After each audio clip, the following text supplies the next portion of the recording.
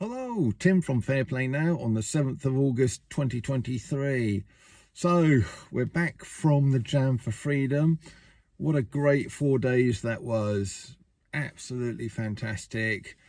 And it was so inspiring to be among like-minded people for a whole long weekend like that. And we saw lots of great bands, lots of inspiring speakers, great comedians, and the whole thing makes me think, how long is it going to be, or how soon is it going to be until us truthers or conspiracy theorists, whatever you want to call us, how long is it going to be until we're actually considered to be pretty cool? I've been accused of quite a few things in my life, but being cool isn't one of them. But that may well change. I just have a feeling that in the not too distant future, most people, they might not admit it to us openly to our faces, but deep down they're going to think the likes of you and me, actually they're quite a cool gang, aren't they? Because they've got so many fantastic comedians, great bands, all of these fantastic people, great cartoonists like Bob Moran, etc. All of these fantastic other people who, sort of speak out and go along and do talks and research, all of this. And yeah, I really honestly think it's not going to be long until we're seen as a very cool crowd indeed, and hopefully some of that coolness will brush off onto me even by association. But no, it's a great weekend, and I did lots of interviews with various people, and also I filmed quite a lot of the talks, some of the comedians, so I'll be uploading those either onto this platform or maybe my Rumble channel and my website, depending on you know what. I'll be doing that over the next few days, so watch this space. But yeah, camping, because we spent 4 days camping up there. Camping's a funny thing, isn't it? If you think about it, you look at history, or at least the normal version of history. I know people got different views on this, but if you look at that, we've gone from living in caves, either in caves or perhaps nomadic kind of temporary structures like teepees and or wigwams, whatever they're called, or yurts and things like that.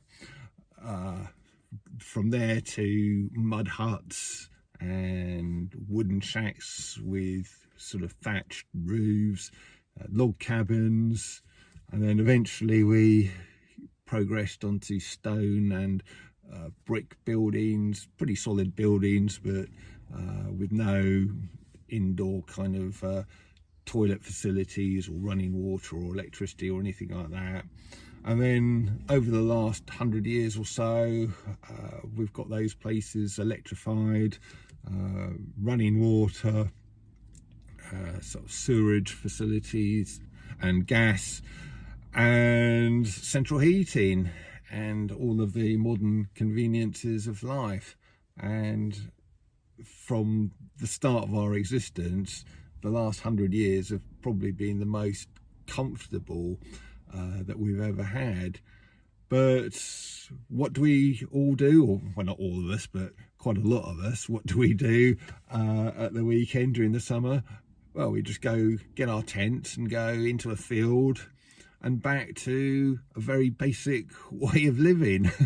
It's quite ironic, isn't it, really, when you think about it? And because camping, especially after a few days or a few nights, although it's fun, it's not the most comfortable of existences. To go to the Lee, you might have to trudge a couple of 100 yards across the field to where the toilets are. You've got to go and get your water from a tap, which again might be all the way across the far side of the field. You know, then you've got to sort out your washing facilities, both of yourself and your pots and pans. Even boiling a kettle takes forever with those camping stove things. But we accept these things, don't we, for as a bit of fun. And you know, at the weekends. And I do find it rather ironic, but why am I talking about camping, apart from the fact that I've just come back from sort of 4 days of it? Well, I would have gladly foregone all of my creature comforts, my comfortable house, and gone into a field somewhere, you know, in the middle of nowhere, just with a tent and a sleeping bag and a few other very basic necessities. I would have far preferred to have done that rather than having a certain procedure. I'm sure you know what I'm talking about, because that was my level of determination to resist. And yeah, I would have happily, well, not happily obviously, but I would have most definitely, that's a better way of phrasing it, chosen a much harder way of life than being told I had to do this and I had to do that. And I don't think the powers that shouldn't be quite realise the amount of determination that people on our side actually had. I think that was one of their mistakes. They just had no idea how much some of us would resist. And I know pretty much everybody else who was at this festival over the weekend, and probably at least many of my viewers here, feel the same way. We would have just sacrificed our comforts and our way of life, really, to just be free, to have autonomy over ourselves, to have personal sovereignty, and not follow the diktats of a tyrannical government. That literally is how determined I was, and most likely how determined you were as well. So yeah, that kind of, you know, when I was camping this weekend, that kind of brought it back to me, just how much I was prepared to give up, and how strongly I felt about this.